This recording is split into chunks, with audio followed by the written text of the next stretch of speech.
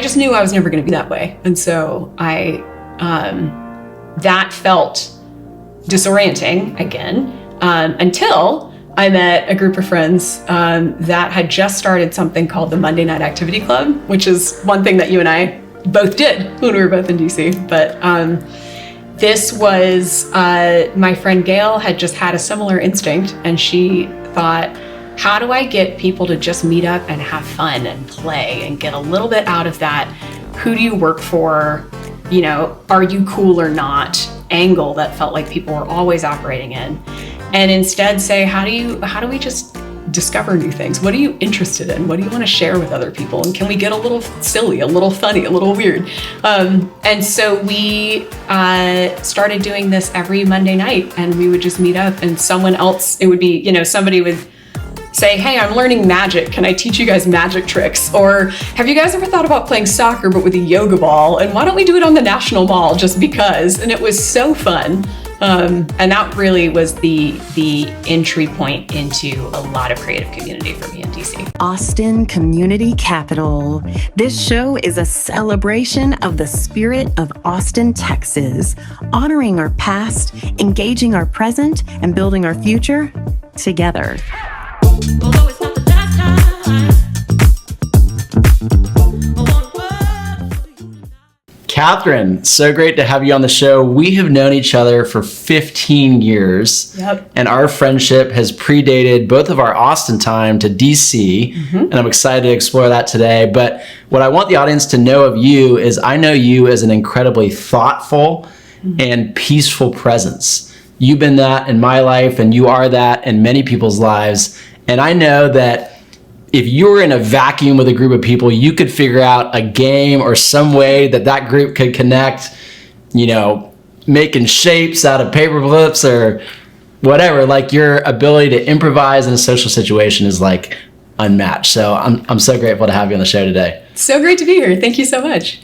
Let's start with your origin story. Tell me about where you came from, what your family was like, what your upbringing was like. Yeah, so I am the middle child of 7. I grew up outside of Chicago, and my father is a college professor, and that's relevant because it means I grew up with students in my home all the time. He would have college students over for movie nights, discussions, Sunday brunches, things like that. And so, as a family, we were very creative, and hospitality was a big virtue for us. And so I grew up with my older and younger siblings writing plays. We all played music. We sang together as a family. I would sing in church choir. There was this kind of air of collaborative creativity in the home.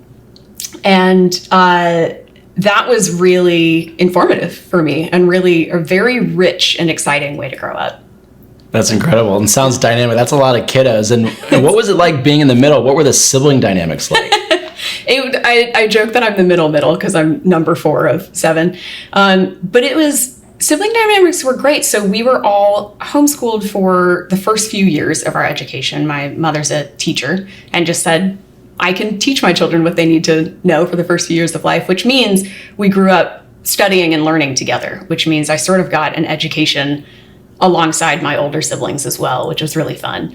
And once there were too many of us in the schoolroom, she'd kick the oldest one out to school. But it did mean that we grew up really co-creative with each other. We were each other's kind of primary social group until we went to school. And so, I think it meant that, there was always conversations around the dinner table every night before we went to bed. I grew up going to church, and so we would have a prayer time. We would all sing together as a family. And I think I learned, to me, my earliest impressions of life were like a full dinner table and something creative happening in the background that people could tag into. So, and in those plays, I was usually cast as, elephant number 2 or like servant girl. I grew up. It's a good middle child. I know. I have lots of horror stories that my older siblings would be like, okay, it wasn't that bad. But yeah. That's amazing. Well, my hat's off to your mom for homeschooling 7 children. Yep. So it sounds like for each of you, there was a transition point where you went to school. Mm-hmm. What age was that for you? And what was that like? I mean, that's a big change, homeschool. hanging with your siblings, and now you're in, maybe public or private school after that. Public school, yeah. I started in third grade. My brother and I started at the same time, so he started at fifth. I started in third. We'd walk to school together and sing Beatles harmonies, and it was like adorably, obnoxiously wholesome. And the transition was a challenge for a while because I knew, like I said, my taste of life was this very rich, very communal, very hospitable, definitely kind of weird, like a little bit of an oddball, but like creative environment. And then my peers in school, it didn't feel like that. It didn't feel like that's what other kids my age were interested in for a long time. And so I had this kind of weird double life experience where at school I was trying to figure out what are the social dynamics, what do people care about, what's meaningful to people, how do people have fun, and then I'd come home and it would be this kind of vibrant thing. And that lasted until about high school, and that changed for me. I had friends, but I perpetually felt kind of out of, just not socially in, until high school. And in high school, I did play some sports, but I mostly did theater, choir, speech and debate, things like that were all collaborative activities. And what I realized was that was such a beautiful way to make friends, because we had this kind of common thing that we cared about, that we got to co-create together. And that is really when my ability to make friends and weave together different social groups kind of really came online around then. Something I thought I think looking back on it, a lesson I learned at that point was really when you're in high school, all you want is for people to like you. All you want is to know if that, person you have a crush on likes you back, but also if this person will be friends. Like, are we cool? Will you invite me over to play? That kind of thing. But none of us were actually asking each other those questions. We were finding that out by building something together and saying, okay, you care about theater, I care about theater. We're both having a hell of a time, but in a good way, having a great time putting something on. And in the meantime, the kind of underlying meaning that's happening is we're realizing that we can be friends. We're realizing that we like each other. We realize that we get along. And I think that was an insight that I learned very early on that I think I'm still chasing that feeling, that feeling of what can we make together that we can have a really fun time doing. And by the way, do you like me? Can we be friends? I think that feeling at base level never goes away for all of us. And, I try to keep that magic and co-creative spirit alive. So that's such a powerful unlock that I wish high schoolers across America or across the world knew of how do you connect. And someone told me when I came to Austin, this is a very activity oriented town. There's a lot of things to do. And I was brainstorming with someone about how to meet people and build community. And they said, just do things that you enjoy doing and then look beside you and see who's doing it as well. Yeah. And I think you were doing a version of that in high school, kind of diving into these things, theater, other activities, and then you're looking around and you're, in your words, creating something together. I think that's a beautiful portrait. Yeah, absolutely. I was in the musical Oliver, actually twice, but the second time I was playing a pickpocket. So I don't know if you're familiar with the musical, but there's, lots of pickpockets that kind of, and I remember another girl who became a close friend of mine. She and I got really into the idea of actually becoming good at pickpocketing. And so we would just actually try to pickpocket people for real on stage. And that was we were close friends from then on because we were like, oh, you think this is fun too? Okay, great. Who are we going to gang up on and go get? So yeah, totally. That's awesome. Yeah.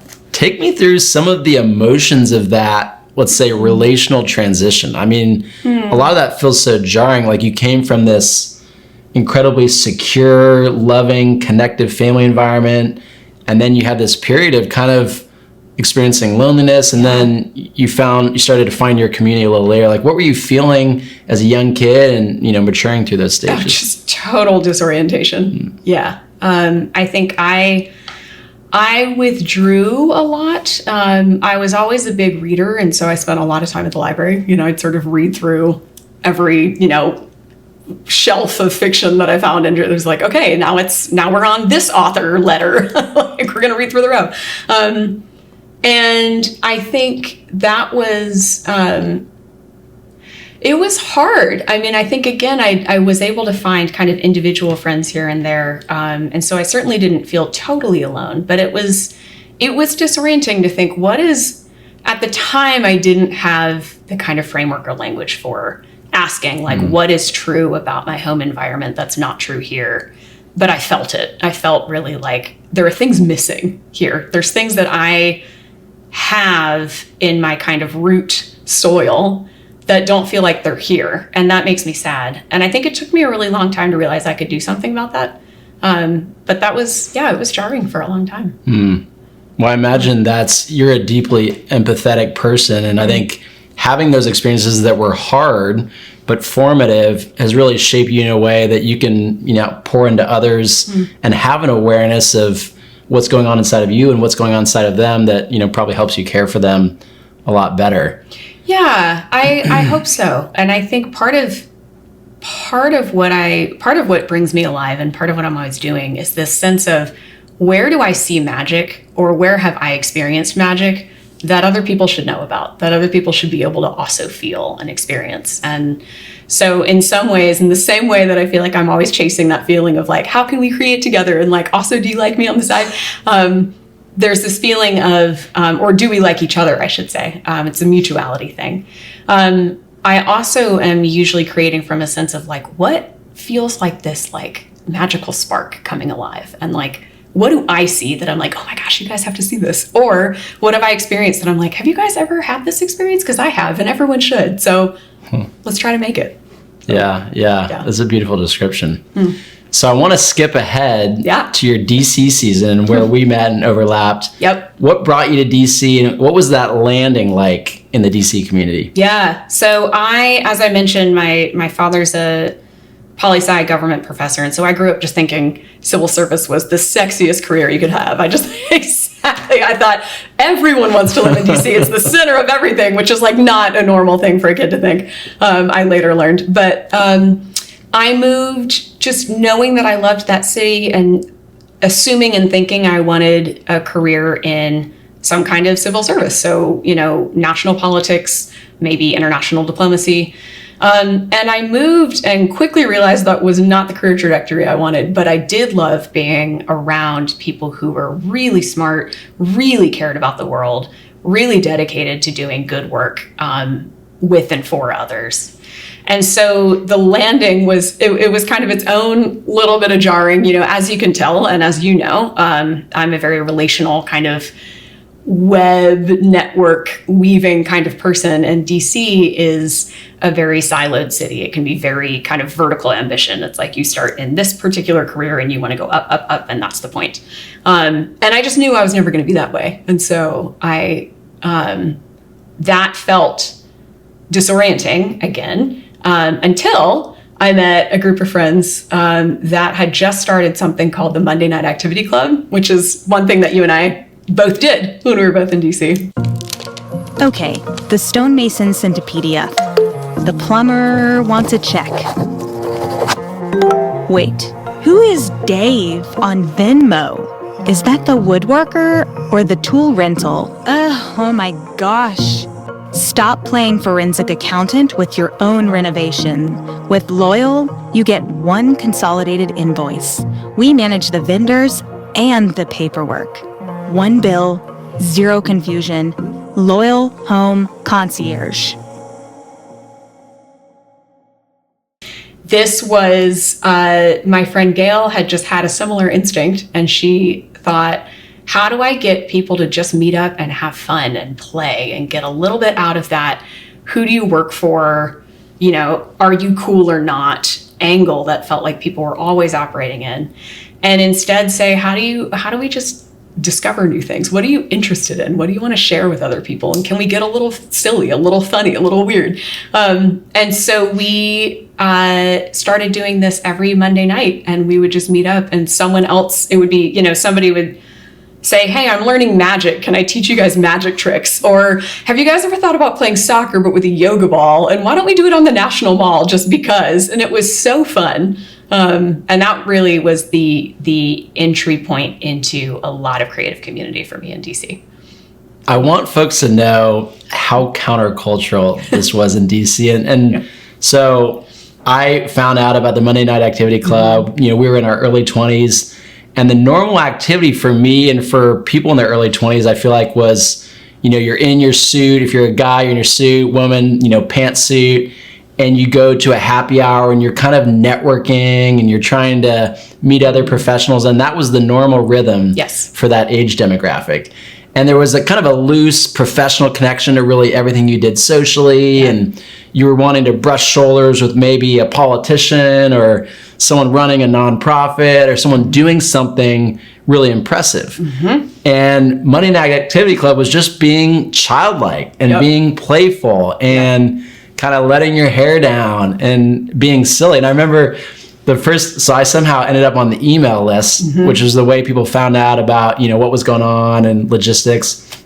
And I showed up and I didn't really know anybody. And I remember kind of tiptoeing in, you guys here for Monday Night Activity Club? And it took me just a couple minutes to realize, I can just let my shoulders down and probably no one will ask me what I do for work, but they'll probably ask me what I'm into and what I like doing. And then we'll just goof around and, have fun together. So I absolutely loved that community. Yeah. And just do it again next week and it'll be something totally different. Totally. And I think it was completely countercultural. DC at that time, and I imagine probably still, there's a real sense of self-consciousness. It was like, you can't look lame. You can't look weird. You can't look young. You can't look immature. To your point, it was always what's the angle here, and how can I be impressive and show others that I'm impressive?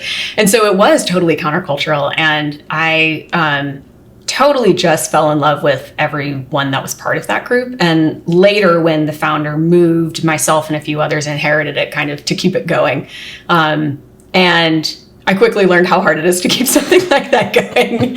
So all the more respect to her for starting it and keeping it going for so long. But it was, I think what I loved about it was the ability to witness each other. It really felt like I got to know you as a person long before I got to know what you were actually doing for work or, who your connections were. I didn't meet you at a happy hour, and that was true for so many other people there. I felt very seen and known for who I was and gifts that I had and things I cared about. And then only later, sometimes it would be 2 or 3 years in and I think, I have no idea what that person does for work. And I care about people's purpose and passion. So it's not, I care about the things that make people tick, but it was kind of amazing to be like, it doesn't seem relevant. It just didn't come up. And I loved that. So it was a great, I just kept picturing vines that were sort of connecting the different silos in a cool way.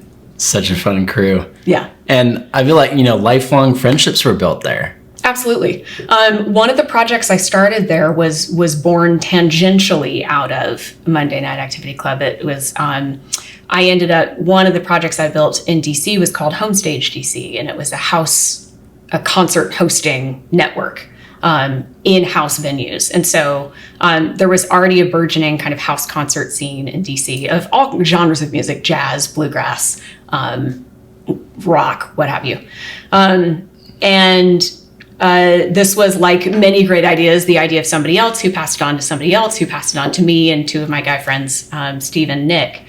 And what we ended up building was we knew that there was music venues take a large proportion of money from musicians that play. That's pretty standard, unfortunately. And so artists don't even get the entire sales of their tickets when they're playing at a venue.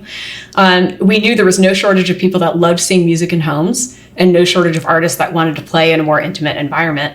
And so we thought, can we connect the people who are already hosting concerts together and let them know that they exist? Let the folks hosting rock shows know that there's a whole bluegrass house concert scene and kind of doing that community weaving.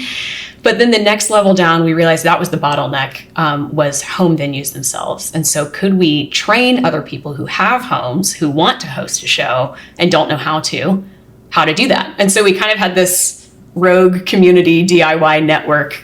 We started putting out for a while, we had a calendar going. We would let touring bands know, hey, if you want to play a show where all proceeds go to you and you get like this intimate, like, audience that's going to love you forever, even if it's only like 30 people, like, we can host you at these houses or whatever. But that all came out of relationships that were formed through the Southern Network. So it just became this sprawling, beautiful, like, after effect. I love that. A powerful foundation of community, so full of potential energy to go out into the world and, do cool stuff together. Totally. You used some language, Catherine, that I think is interesting. You talked about how you're curious about other people's purpose. That's an interesting term, people's purpose, that we don't hear very often. I'm curious, what's your purpose, or what would you say you're in the world? Yeah. Or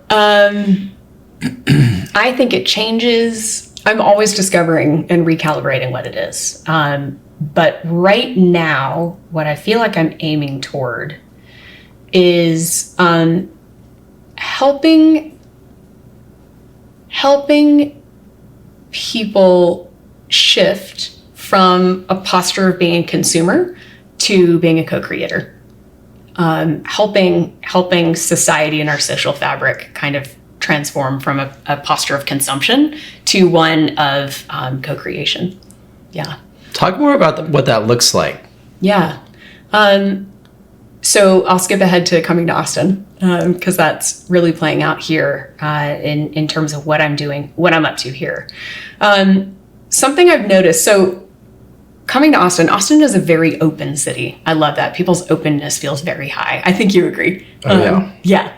And that has been a wonderful thing, and especially in contrast to DC, which feels different in that way. But there's something really interesting about Austin, and people's openness is really striking. And along with that, what I'm sensing is we're in this moment where I think people are hungry to be used or to be useful. I think people are hungry to feel like they have an outlet for expression about things they care about, creative expression, whatever it is. And there don't seem to be a lot of ways of gathering that support that. So for example, a networking happy hour is a great example where it's maybe not, but your standard event where it's sort of you pay money and you show up and people have put on this experience for you and you're sort of standing around and you're like, well, I guess this is cool. So like I saw a piece of art on the wall and I had like a drink and like, okay, that feels cool. I observed. Exactly. I observed and like, okay. And that's kind of it. And I think my hunch is that, and this might not be true for everyone, it might be a kind of, but my hunch is that people like, we want more. We want more relationality. We want more ways to relate to each other. We want to be able to contribute in some way. And so I try to design and host events that encourage some degree of skin in the game, some degree of participation, rather than just kind of sitting and observing. Yeah. Well, I'm in complete agreement with that. There was a time in DC when I was leading a men's gathering that happened twice a month. And at a couple of junctures, I was kind of wrestling with attendance and consistency of folks. And I was talking to someone older and much wiser. And I said, hey, like, how do I get guys to come and keep attending? And that person said, give them a job. Yeah. Give them just a small role of, hey, you're going to be the greeter. Hey, you're going to be the person who looks for the newcomers that are kind of wandering around aimlessly, and you're going to bring them into conversation. Yep.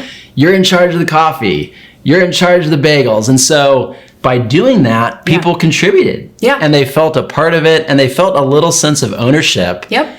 And actually their enjoyment increased. Yeah. And so I think what you're talking about is such a formula for community in general. Yeah. Give people a job, maybe job isn't the right word, but give them a role and an identity that contributes. And invite them into something. And especially if you can say, hey, like, what do you see here? Like, what do you want to add? Where would you, I think about this with, I had this kind of flash insight the other day where it just like, the world is in flux. A lot of things are scary and uncertain right now. And like a lot of industries that we've relied on, a lot of institutions we've relied on are changing. So it's very natural to want to just pull back and get smaller and say what's safe, what's certain. And like, nothing's safe and nothing's certain, but also like we've got each other, you know? And I think, I just had this image of, I was at an event that was particularly uninspiring and I just thought, why am I here? And I thought, it is so easy for our default to be Netflix and couch. And like, there's nothing wrong with that as one way to enjoy life. I do that, you know, but it is so easy to say, the world is scary. I don't really know people. I don't want to put myself out there. Plus, even if I do, what is it going to be giving? Like, is it going to feed me? Is it going to nourish me in the ways that I really want? And if the answer is often no, then of course you're going to default to your couch and Netflix. And so I think people who are seeking to create community, people who are creating events, creating gatherings, like we have a responsibility, a really cool opportunity and a responsibility to make it really worth people's while in a way that doesn't mean you have to have like the huge razzle dazzle and like make it bigger and make it more exciting, you know, but to really say like, hey, I see you and like you have dignity and you have something to bring creatively and like, what do you want to bring to this? Like, come on in. We're gonna build something together. And again, that's not going to be everybody's speed, but I think the people that are really hungry for it are really hungry for it. Yeah, I mean, what you're describing is powerful, and that's city changing behavior. You know. Yeah. That's incredible. And I can attest to the temptation of Netflix and a good meal. Oh yeah. Friday night is probably like max social resistance for me. Yep. You know, gone through the week and there's lots of relating with friends and also work and having lots of conversations. And as an introvert, I'm wanting to recharge. And so I'm like, oh, I'll just hang in. But when I get a creative invite to some fun event, you know, maybe one of yours, and I muster, and it takes some mustering, the energy to go, my cup is filled. Yeah. You know, and I'm connecting with people and it's actually energizing because there's a genuineness to it. And it's not just a consumption or observe. That can be kind of tiring. But when there's a genuineness to it, it's really, you know, empowering and life-giving. Yeah, and it's relational. You know, like there's that sense where and that is hard to scale. That's hard to put on in a you know, the bigger and more anonymous things get, it can still be meaningful. It can still, at the level of symbol, it can still be like, ooh, this is cool, or this is what a provocative question, or what a cool environment. But I think I'm really after the relationship bit of it, the kind of intimacy part of it, where it's like, how do you feel nourished, and what's going to make it worth it for you to come out on a Friday night? And then I think when I'm building events, that is what's in mind for me, is like, not that I'm going to put on a perfect event. I mean, you've come to some of mine that have gone hilariously sideways. Like, it's just, and I'll just share for listeners, but I hosted an existential Easter egg hunt this spring. And that came out of a sense of,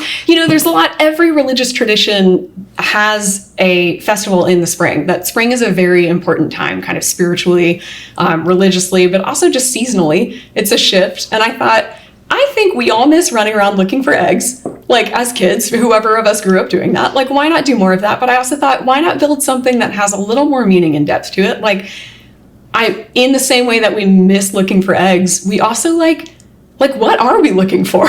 Like, are you finding what you're looking for? And am I finding what? Can we talk about the things that we're actually still searching for? So I was like, all right, we're going to do an existential egg hunt. And then just totally planned it. I mean, we put chocolate in the eggs and they melted entirely. So we had these like beautiful prompts that were just covered in, it was just a disaster. But all this to say, even though the execution doesn't necessarily always work or isn't necessarily glamorous, I am always thinking about, and I do see this as sort of a mission and like a purpose for people that are trying to build for gathering. I'm always thinking, how might people relate to this? And how can I signal to everyone I think might find this valuable? This is what it's going to be about. It's going to be playful. You're going to be invited to write your own team cheer. It's going to be existential and weird. You're going to find some eggs and like, we'll see what happens, you know? And yeah, I think that challenge of how can this thing that I'm producing shift something ever so slightly in the individuals and kind of as a whole group who's together here? What can be sort of collectively made, or what can emerge here in a way that maybe it didn't exist beforehand? You're in Aspen, or maybe Italy, and your phone pings with a freeze warning back in Austin. Panic? Nope.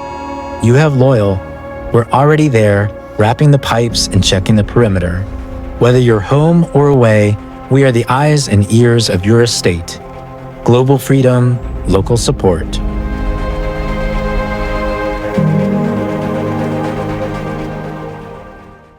Well, despite a little melted chocolate, there was such a spirit of, like, I didn't know a bunch of the people that came to that event, but I felt like in 5 seconds that they were already friends. Like, it was a very interesting and rare spirit just in that park where we were hanging. Yeah. And then there were some real moments. I mean, we were silly and we laughed, but there was some, moments of sharing, hey, what's going on in your world? What is lighting you up right now? What's maybe something hard?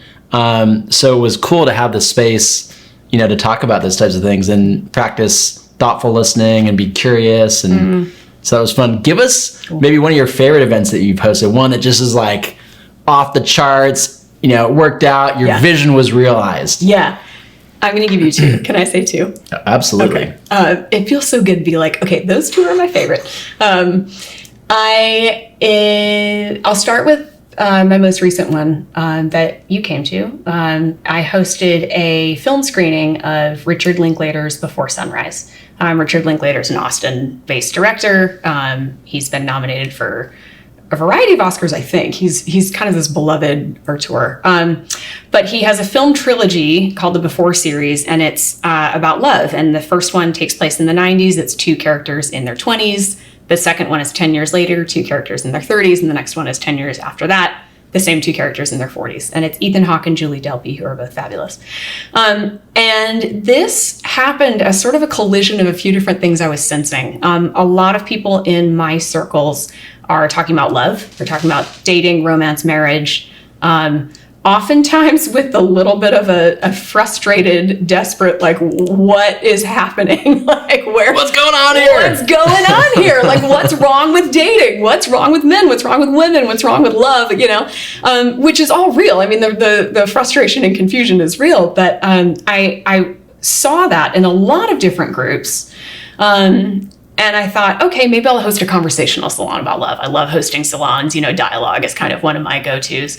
But then I also thought, what is a different approach to this? What's kind of, can we do this in a different way that's not just sit down and talk about it, and certainly not debate? I really did not want, I'm online enough. I see debates about love all the time. But what's a different entry point into this? And so I thought of these films and thought we'd start with the first one. And one thing that I've come to practice is trying to find a co-host for my events, because I really love collaborating with other people. I love learning people in that way, and also trying to weave more community throughout Austin in that way as well. And so my friend Joey has a fabulous house, and he and I were becoming friends anyway, and I asked if he knew these movies, and he said, oh my gosh, they're some of my favorites. And I was like, perfect. He has just this beautifully whimsical house that feels like you're entering an enchanted world anyway. And something in me was like, that's the place.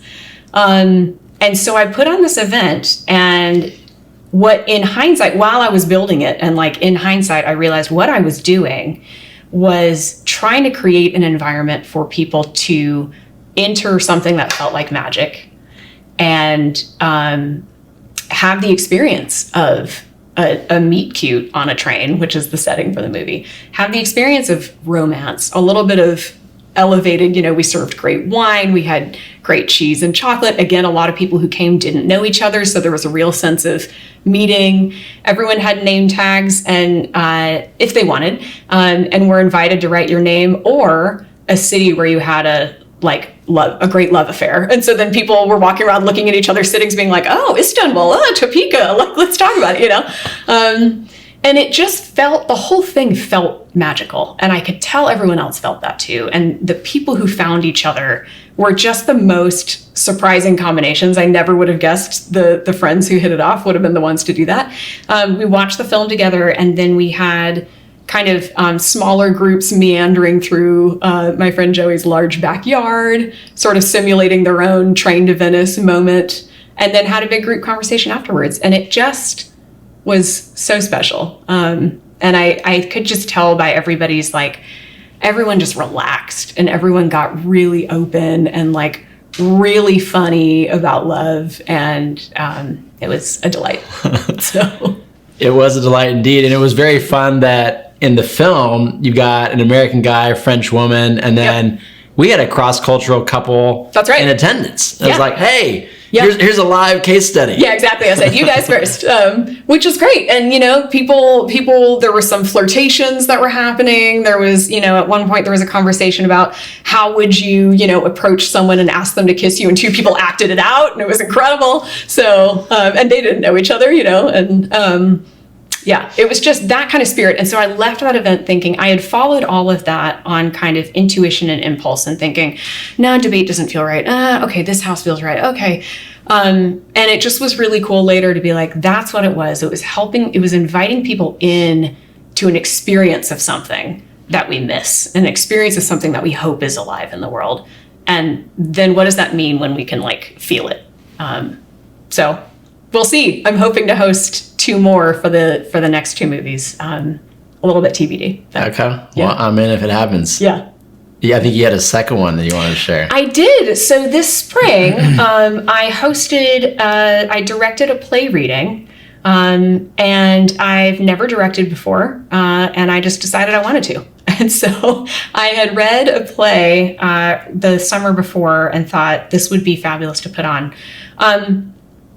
This was the second in what is one kind of type of event that I've started developing, which are just pop-up weekend things. And the idea is people who are quite talented at something really miss doing it and just don't have the room in their lives to commit to something like choirs. So I've hosted pop-up choirs as well. Theater, what have you, dance maybe. That's one of my inklings for the future. Visual art, whatever it is, something creative that in our daily lives, we don't have time to join a choir where you're rehearsing 3 days a week, or maybe we're never going to be a professional actor, but we're good at it and we miss it, whatever it is.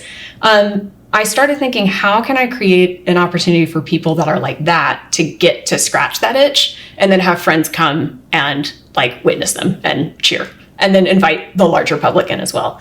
So I had found a play with 4 characters that all takes place in one room. And so it's very easy to stage. I just had it as a reading. And I sort of sent out a note to friends, but I already had my cast in mind. Thankfully, they all said yes. And these were 4 people who, some of them had acted before, some of them hadn't, but they're all in film or stunt work or costuming work or creative director. One of them directs commercials. She's a director for an ad agency, that kind of thing. And but none of them had performed in Austin theaters before. And so they came over for 2 rehearsals. We had 2 rehearsals total. And I said, we're going to perform it. We're going to come over Send Friday. it. Yep.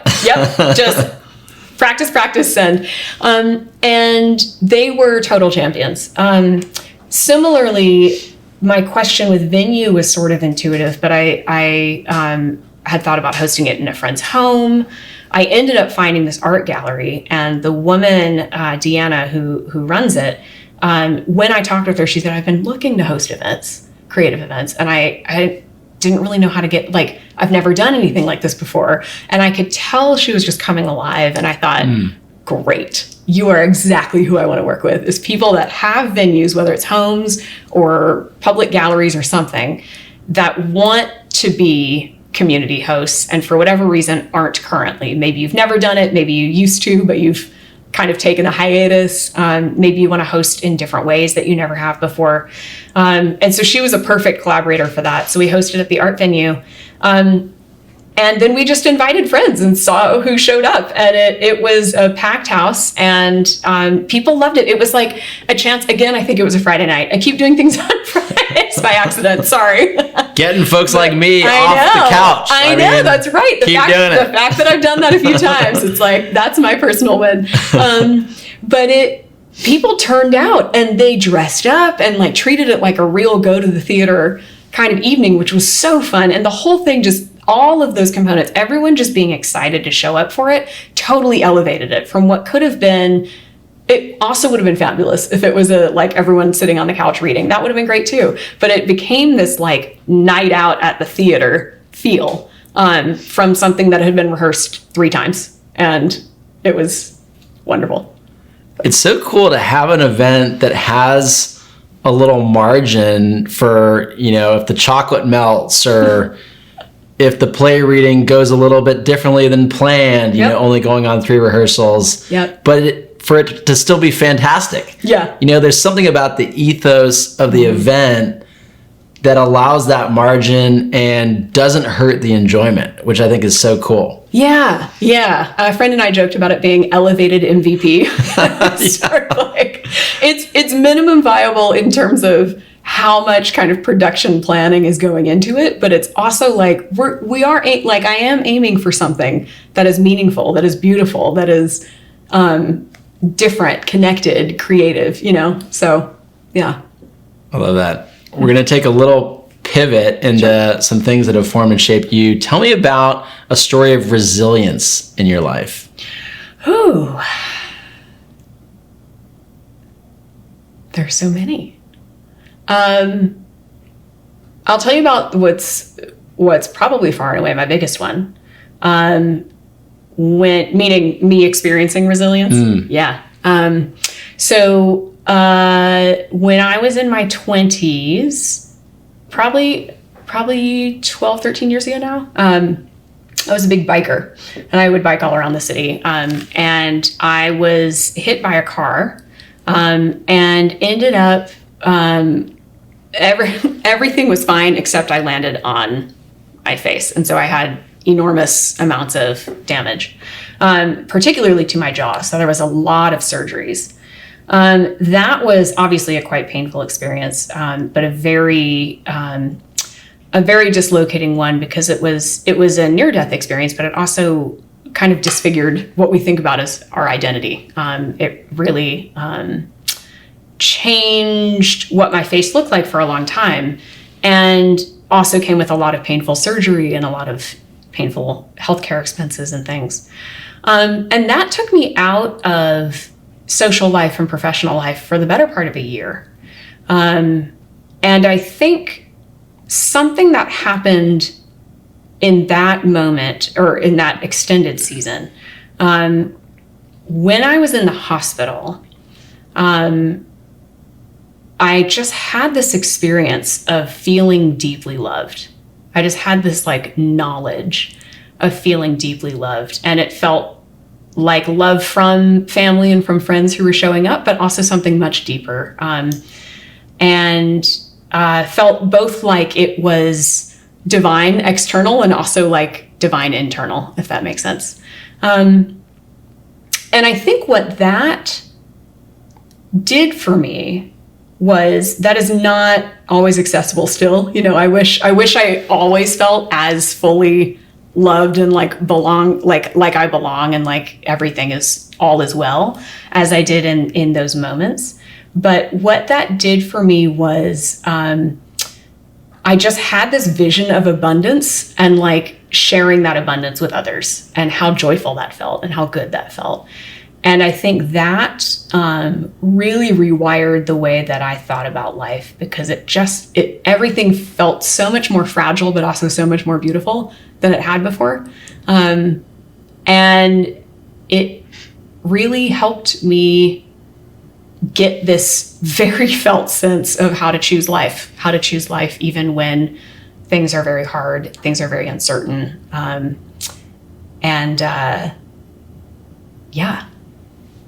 It took a lot of resilience to come back from that. Yeah. But I think it's helped me trust my own self, but also see how important the presence of other people is, and how relational we all actually are, how relational healing is, how relational life is. And so I think that moment of resilience, I learned some very important things about how to trust myself at a very deep level, and how to love myself at a very deep level. And I also learned, like, we cannot do it alone. We really can't do it alone. And both of those things kind of rewired me at the ground level, I think. That's incredible. And that's so much and such an extended period of hardship. But what I'm hearing is that there was a transference of probably even more redemption and beauty and growth and blossoming into, the identity you have today. That's so powerful. Yeah, I think there was, and it's one of those things where it was terrible. So it's one of those things where I don't subscribe to the easy, like, oh, thank goodness it happened. It was, but I do see that there were, because of some things that happened, there were ways that I have now developed resilience that I don't know would have happened without that. And I'm grateful for that. And so to your point, I think the flowers that are blooming now, I think, are like particularly special and precious because of what some of those lessons were. Yeah. You're visualizing the Serengeti sunset. You are not visualizing the 3-hour hold time to change your flight connection in Cape Town. Did you know Loyal does that too? From fixing the faucet to planning your family's African safari, we handle the logistics so you can handle the adventure.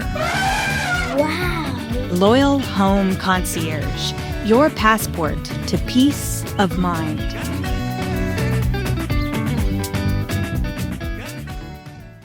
What would you say to someone else who's in the thick of it and experiencing intense hardship?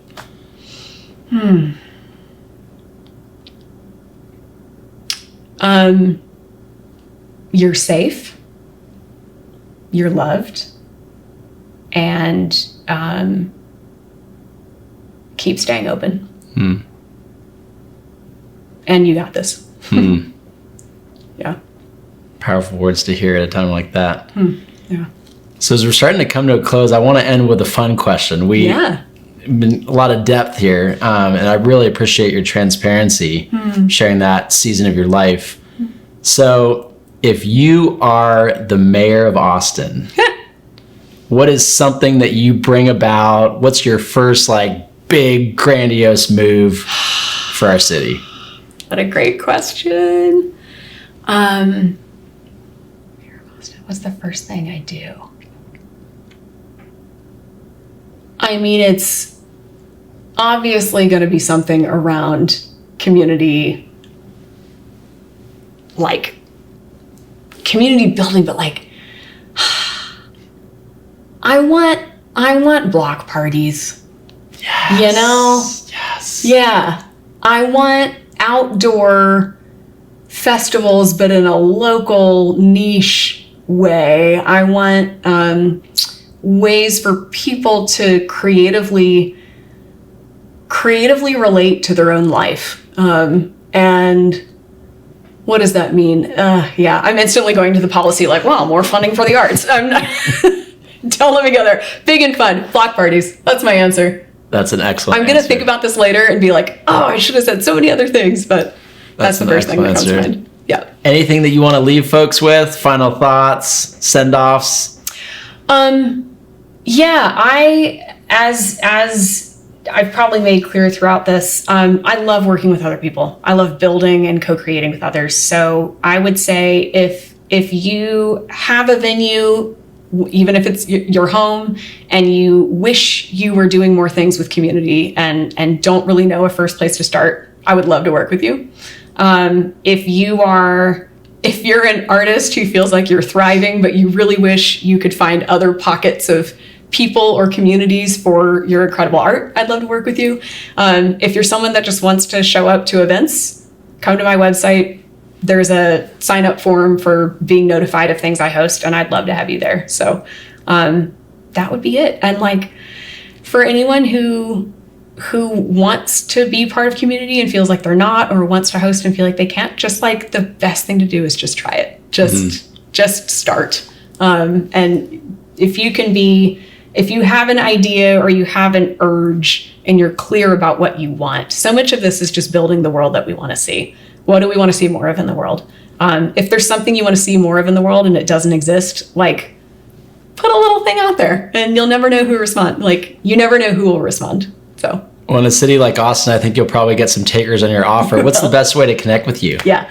My website, so it's CatherineHWoodiwiss.com, and we can spell that or put it in the show notes maybe. So Catherine, that's my first name, CATHERINE, H, Woodiwiss, WOODIWISS.com.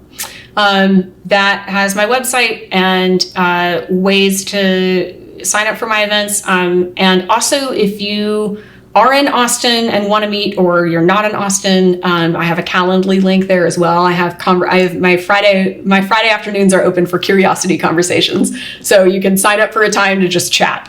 I love that. Yeah, and otherwise I'm on social at CHWoodiwiss on every social platform. Well prepped for collabs. I love it. Well, right. This has been such a fun and engaging conversation, Catherine. So grateful for the time with you today. Thanks so much. What a joy. Boom. Nice, guys. I wanted to ask you, but you were like, I'm ending. I wanted to be like, what's your mission? Oh, well, thank you for that intention. Do it right now. It's still rolling. Okay, great. So, Austin, earlier, I want to ask you a question now. Earlier, let me redo that.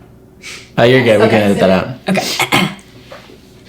So, Austin, if I can ask you a question. Earlier, I was talking about Homestage DC and kind of learning that homes could be a site for community or venues and hosting things. And I still think there's something very powerful in that. I know that's part of what you do with your work is thinking about homes as sort of the first staging ground for somebody's well-being, but also you are really connected to community farther as well, as evidenced by these podcasts and a lot of your work. So I'm curious if you could say, what is your purpose? What's your mission? Yeah, I appreciate you asking. Turning it back on the interviewer. That's right. Community has been a massive part of my life, really since upbringing, and I had so many incredible examples of it, and I had an awesome family like you did. And so that's been a common thread. But several years ago, upon coming to Austin, I had this vision. And it was, if we can create healthy home environments, places that are safe, places that are connective for the people within the home, places that just function well. The AC works in the summer, the heat works in the winter, places that are free of stress and anxiety that just allow the occupants to flourish. If we have a lot of those healthy home environments, then we can have really healthy neighborhoods. And hopefully people are building community in their neighborhoods and maybe taking some of your ideas from your playbook about collabs and ways they can do fun things together and, come up with a fun way to connect. And then if we have a lot of those neighborhoods, then we've got a healthy and vibrant city. So my focus is contributing to that first stage. And I would love to, come alongside homes in Austin, help make that environment healthy. We're really focused in my business of caring for the functional needs of the home and really trying to de-stress and just open up space for the important things in the home, which is, making relationships with those you care about, hosting, things that are life-giving. I love the connection of functional maintenance and improvement and all of that of a home, but how much that facilitates relationality, facilitates community and being healthy, not just within the walls, but beyond. So what a cool mission. Thank you. Appreciate that. Anything else? I've interviewed him twice. I did these two little pockets where I was like peppering him with why? Like, tell me. So this is just if you have any other springboards. Oh, now I feel like I should. That was the one on my radar though. Yeah. Cool. I want to hear more about your home life. Yeah. You said you have a really cool home life. So. Like from growing up or now? Yeah. Both. But let's start with growing up. So you mentioned having a really great growing up kind of home life, family experience too. Can you tell me more about that? Yeah. Gosh, there's so much I could say there. But we grew up in this wonderful neighborhood that was off a main road. And it was a circular drive with a lot of homes and a bunch of kids in the neighborhood. And when I was a young kid, that was just like my Neverland. Like, it was this endless sea of opportunity and places to be discovered and places where I could build forts and things that could be invented. And so I was always creating something growing up. And being the oldest of three, my siblings were always very willing collaborators, which, I mean, I lucked out maybe. We've always been very tight. And so I'd be like, all right, we're going to build a BMX track in the yard and we're going to, charge the neighbors and build a little business out of it. Or we're going to, sell fruit on the street corner and all the neighborhood kids are going to participate and bring fruit from their yards and we'll build a little business. And all right, we're going to create this fort and have this imaginary scenario. So I was just always building, expressing different forms of creativity, finding fun ways to connect with the neighborhood kids, and just kind of a constant inspiration, I think. I love that. And you're so much more entrepreneurial minded than me. Yeah, the seeds were planted early. Yeah. And then fast forward to now, I think I'm trying to think of when this shift happened for me. Maybe when I moved into my own place in DC, I recognized this opportunity to make my home environment a place of rest, a place of peace, kind of a personal sanctuary, and put a lot of intentionality into how I did that. So my place in DC before I moved here was that. And my place here that we're sitting in now, this is my home, here in Austin, this is my place of rest and peace. And the design is conducive to that. I've got artwork on the wall that I created, and some other artists I like. I've got plant life around. And so when I sit on my couch in the morning and the sun's coming in, hitting my back, and I'm sipping my coffee, that's my safe space and that's my recharge place. And I think literally each time I walk in the door, there's just a spirit of gratitude. I feel like, man, I'm thankful for this house. Yeah. I'm thankful for these little objects and design components that make it this space that's really enriching to my life. Yeah. What a beautiful environment you've built. And how cool that also now you are making all of these things in your home as well. And like, what a beautiful being able to shift between it feeling like rest and retreat, and then also creative inspiration and bringing people in. And you host concerts too, right? You've hosted concerts here and things. So I know that there's kind of this rest retreat, but also generative feeling, which is so special to have it all in one. So and on that, like, one of my greatest joys in life is to see people enjoying themselves in my space. And so to see people having fun, meeting a new person, connecting, forming a friendship, that brings me so much joy. And so just facilitating that, kind of serving it up with a space that's conducive for that, bringing in those ingredients that you're so good at with your events, and then seeing what happens. Yeah, beautiful, beautiful. Thank you for joining us for this episode of Austin Community Capital. This show is a celebration of the spirit of Austin, Texas, honoring our past, engaging our present, and building our future together. If this conversation sparked something in you, a new idea, a feeling of connection, or just a good laugh, pass it on. Share this episode with a fellow Austinite or a loved one who needs to hear it. Let's keep weaving this fabric of community together. This show is proudly presented by Loyal Home Concierge. At Loyal, we believe that a healthy, thriving city starts within the four walls of your home. We are passionate about supporting overextended executives, the moms and dads who do it all, and the couples who take life by storm. Because we know that when your home life is supported, you are free to support the ones who matter most. Your kids, your wife.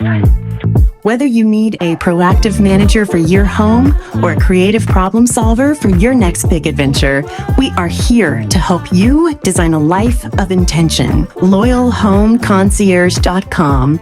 Let's make life a little more beautiful together. Stay loyal to your community, and we'll see you next time.